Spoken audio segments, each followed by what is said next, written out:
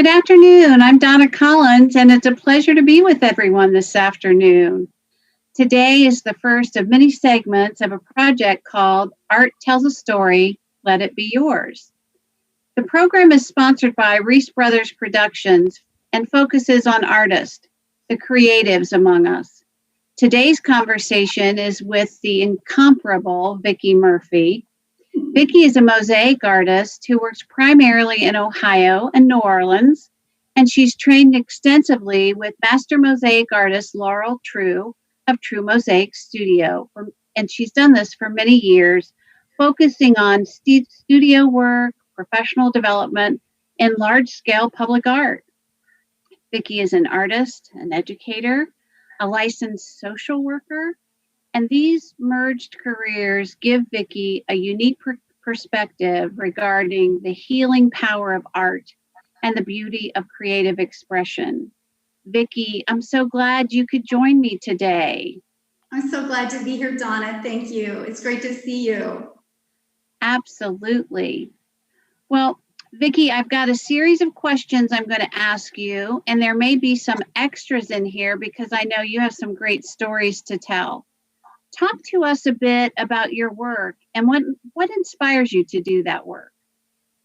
Well, I am a large-scale public artist, and I love working large, and I keep wanting to try to create bigger. That's been a goal of mine all along, and I've loved that that's already happened to some degree, and I want to just continue on with that. As a mosaic artist, I break, cut, and form small pieces of tile, like colorful. I love using color.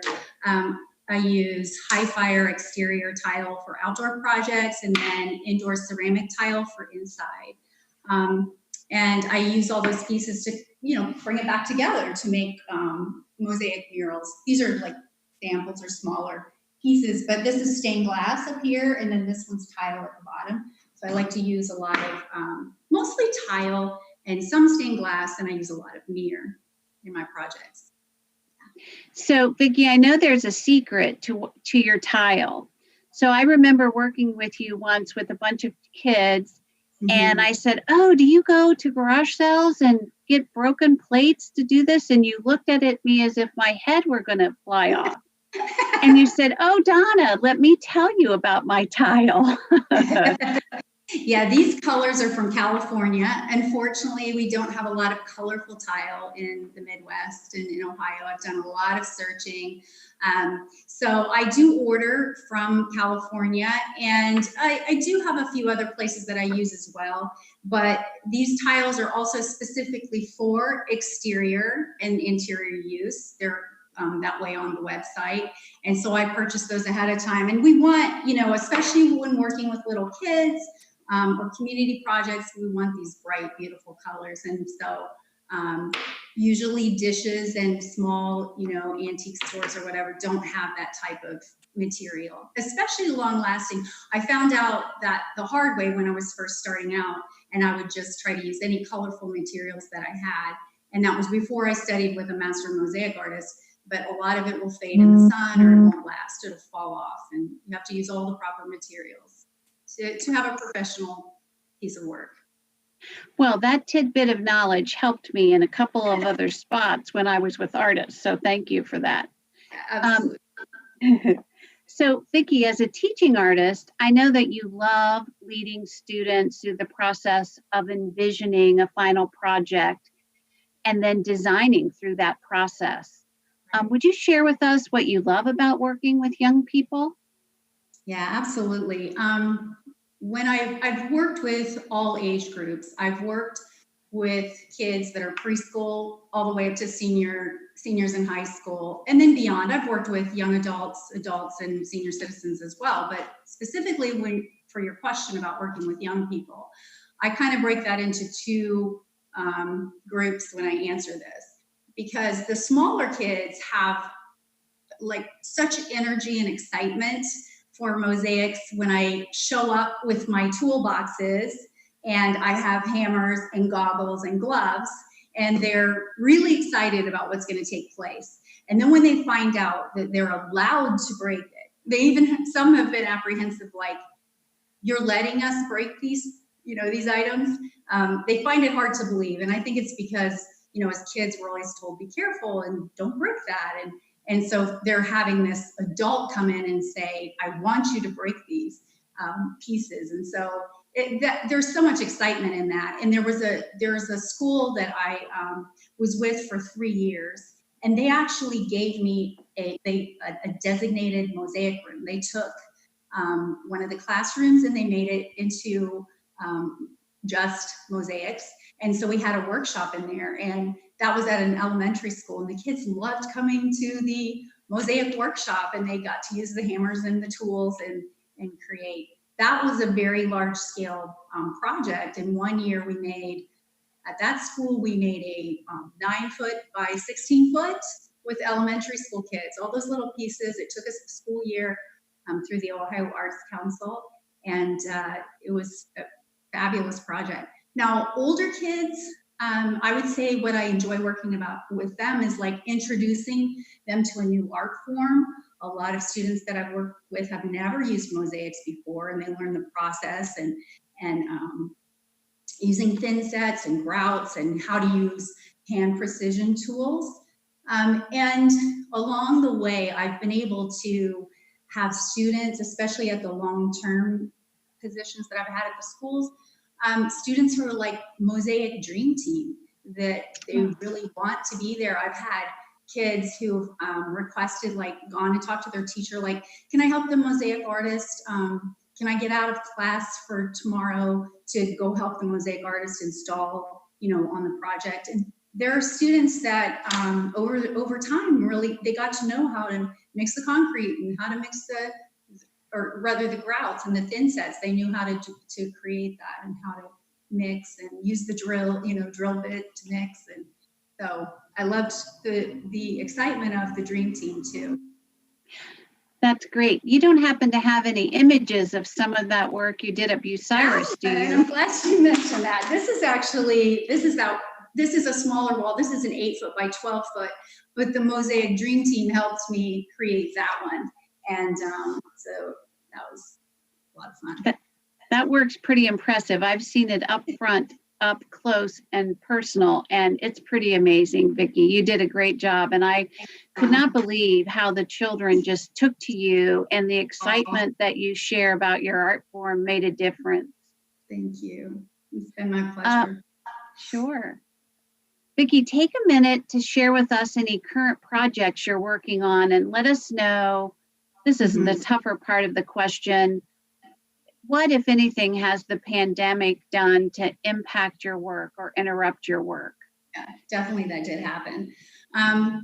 First, as far as current projects, I do have 2 towns that are going to have me come in to do community mosaics, which is very exciting. That will be all age groups of people that work on a project that'll be out in the public eye, which is what I love. I love doing public art. I love the unity and community that happens when you create like that.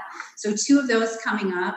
I have 3 projects in the summer, and then the schools with the Ohio Arts Council as a teaching artist hopefully will take place in the fall.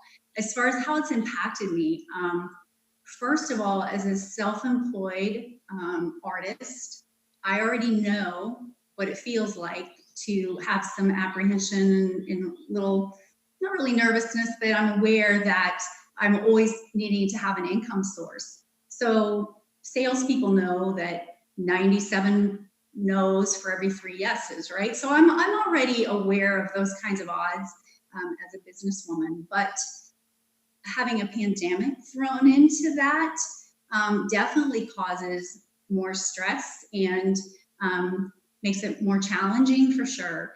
And 2 projects that I had that were just rolling and ready to go, all the tile is purchased, the designs were created, everything was ready to go, and 2 of those were shut down 2 to 5 days before they were to start because of the crisis. I'm so sorry, and I bet the folks are sorry too. They were, disappointed. Yeah, that's right.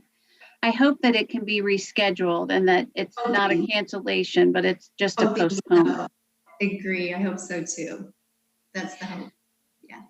Well, Vicki, when I visit your website and I see the mosaics you've created, I clearly see those vibrant colors and how nature inspires your work. Tell us more about your inspiration and what you hope to communicate to us, to the world, through your artwork. Thank you. I'm definitely inspired by nature and kind of celestial, sun, moon, stars. And also I like whimsical objects, and I like swirls, and I like hearts. And I'm inspired by other artists, especially mosaic artists. I've found a great deal of inspiration through the work of others. And I also hope that I can bring some joy and passion to people's lives through my art, and also to have art be part of a healing process. There's been studies done about how art is healing, and more hospitals now are starting to use art within their buildings to help promote art as a healer. And I would say with a lot of my work as a social worker, I've done thousands of home visits over the years in my former career, and you see a lot on those visits, and I feel like art can be impactful to people, and I really would like to bring more art to people who don't get to have those experiences. Yep, that really speaks to who you are as a person. And I know from the opportunities I've had to visit with you, whether it's in a classroom or at my office or at a community event. I think we were together at the Westerville Education Association event a couple of years ago. Yes. All of that love and healing and heart really speak to who you are. Thank you. So speaking about who folks are, we know on Facebook when we're live or any other social networking space, it's fun to have a little fun. So we're going to take a trivia break. Audience members, I'm going to pose a question, and you should know that Michael and Jim at Reese Brothers Productions are monitoring social networking right now, and they are going to let us know who wins the prize. I know you'll want to play along because the prize is a $25 gift certificate to Locke's Bagel Shop. I love what the Reese Brothers production group is doing. So they're engaging artists. They've got the hosts to volunteer their time, which we're glad to do. They are working with Nicolette Cinema Graphics, our friends there, and also buying local gift certificates so people in the audience have an opportunity to shop local too. All right, so here's the question. What year was the Ohio Arts Council created?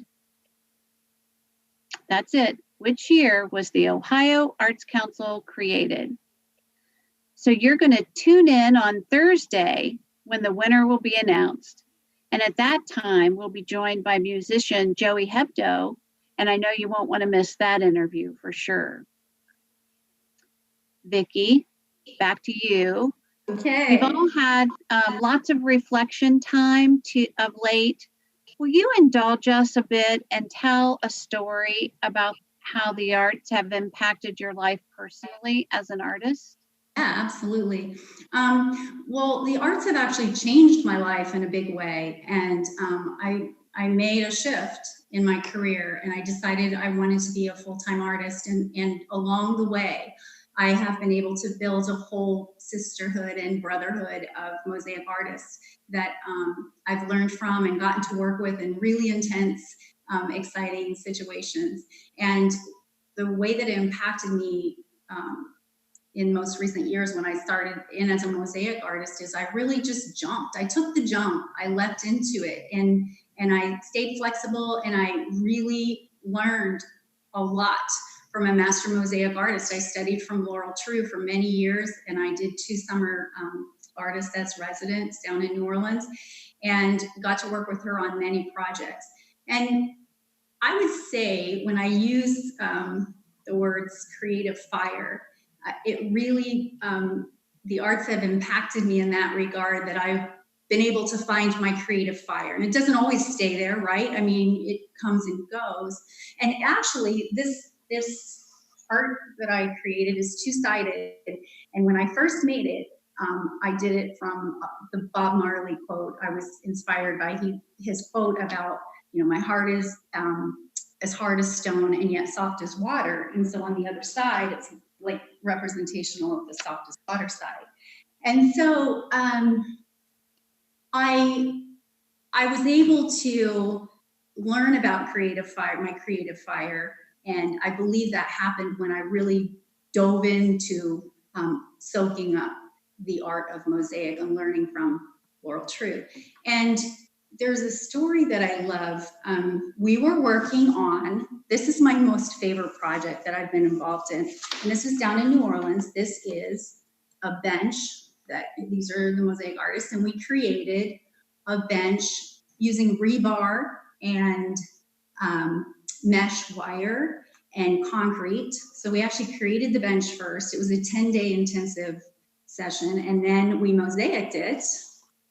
You can see how beautiful all those. Wow. Colors. Yeah. So this was part of a placemaking project that Laurel True facilitated and invited people to come, mosaic artists to come and help create this.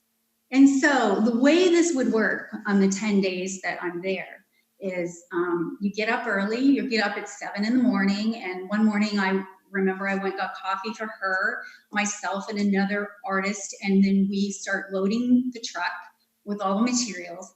And mosaics, mosaic work is heavy, it's labor intensive. You're carrying heavy pieces of tile. These exterior tiles are pretty heavy. So loading that, thin set grout, and that's the start of the day. You're loading the vehicle and then taking it to the work site, which was a park that was being beautified for this placemaking project. And so we worked from 7 in the morning till about 9 at night. Not taking breaks, restroom, sandwich, and then you're back at it. Everybody's dirty. We're sitting on the floor. It's cold. I didn't know New Orleans could be so cold. It was November. We're sharing sweaters and gloves, because we all didn't have enough. People have blisters from using their tools. And the excitement of that, I find so much joy in that. The intensity, the brainstorming, the creativity, that to me is like so extremely inspiring. Well, so Laurel, who has done mosaics for now 30 years, and she's traveled throughout the world making murals with children, adults in Africa and Haiti, Turkey, and she's gone to all these different places. So I'm thinking that a person who's done that much, and this was like 5 years ago, so she was like 25 years at that point, but I'm thinking, you'd think she'd be kind of burnt out at that point, right? After a, 14-hour day or whatever we had. And she looks at me at the end of the day, we're loading up again, because we have to load and unload each day. Right. We load up her truck, and we have on the lights from the truck to give us light out because it's dark out. And she says, I wish it was morning again. And I was like, that's so beautiful that a person who has done this for so long still feels a passion and intensity for what she does. And I caught it. I knew what she meant by it. And I knew that I wished that it was morning too, that I wish that we didn't have to have the nighttime and that we could keep going. And what happens, of course, is your body gives out, but your spirit, your creative fire keeps going. And I love that story because of the passion that I saw through another artist that's my mentor. That's really beautiful. Thank you for sharing that with us. I'm sure your story has brought fond memories to folks listening or watching about how the arts have and continue to impact their lives. Vicki, as we round out today's conversation, I'm curious about another part of the life we're living today. How are you seeing the arts impact people's lives during this stay-at-home period during the COVID-19 crisis? Well, definitely people are trying to create more at home. We're seeing that. I've seen artists who are teaching online, and I've seen drawing classes online and watercolor classes online.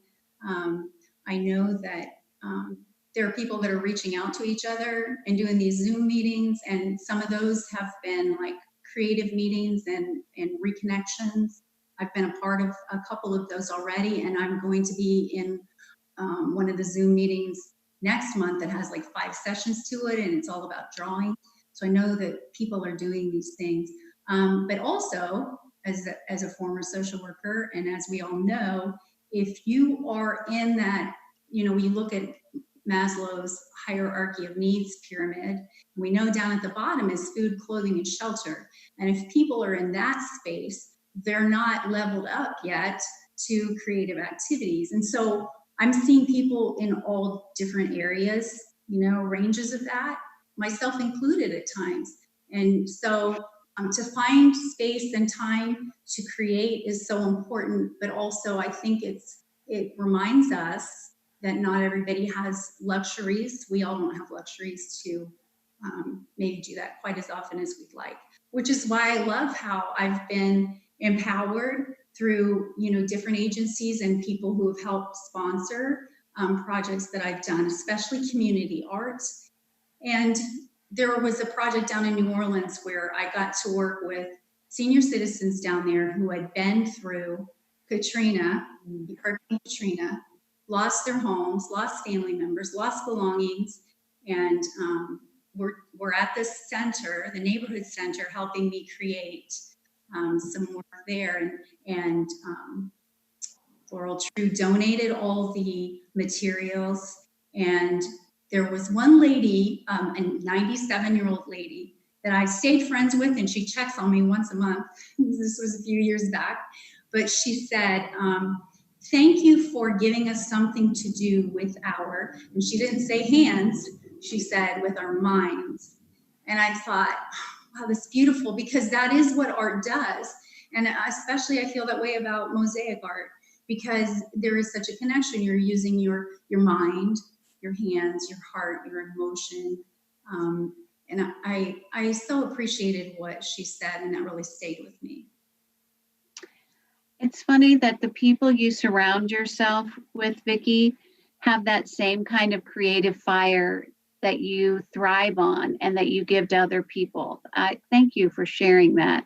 Thank you. I would like to take advantage of you a little bit now and ask you one final question.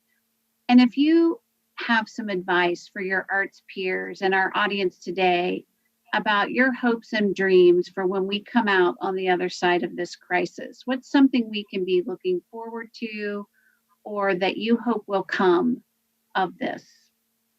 On a personal level, I hope to continue to make large-scale public work, and a goal that I have is to create for hospitals, and I love creating for restaurants. I've gotten to do that, and I'd love to maybe do an airport someday, but hospitals seem like a wonderful place for me to share that art and work that I feel does have such healing qualities to it.